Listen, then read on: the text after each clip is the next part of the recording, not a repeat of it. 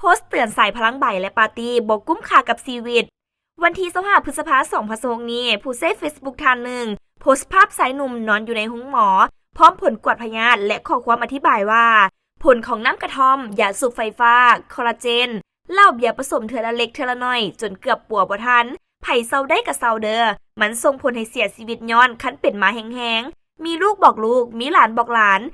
จากโพสต์ดังกล่าวเห็นได้ว่าผู้ชายคนดังกล่าวเป็นผัวที่ต้องได้เข้าห้องหมอย้อนผลกระทบจากการปาร์ตี้ดื่มน้ำกระท่อมสูบยาสูบไฟฟ้าดื่มเหล้าเบียร์และคอลลาเจนผสมในใบกวดพยานเห็นได้ว่าอักเสบกรดไหลย้อนเนื้อเยื่อแดงซ้ำปอดอักเสบเลือดไหลนี่เป็นเคสตัวอย่างบางเคสเท่านั้นที่ถูกเผยแพร่ซึ่งในความจริงแล้วมีจำนวนหลวงหลายจากสถิติผู้ป่วยจากห้องหมอมิตรภาพระยะผ่านมาบ่ต่ำกว่า 1,000 กรณีขอให้ผู้ที่กำลังป่วยตั้งใจปินปัวหายดีไวๆและบ่กลับไปทำในสิ่งที่ผิดพลาดอีกสำหรับทานที่ยังกินดื่มอยู่ก็เซาตั้งแต่ตอนนี้จะเป็นการดีเพราะชีวิตมีค่าพลาดท่าอาจบ่โชคดีให้มันได้ปินปัว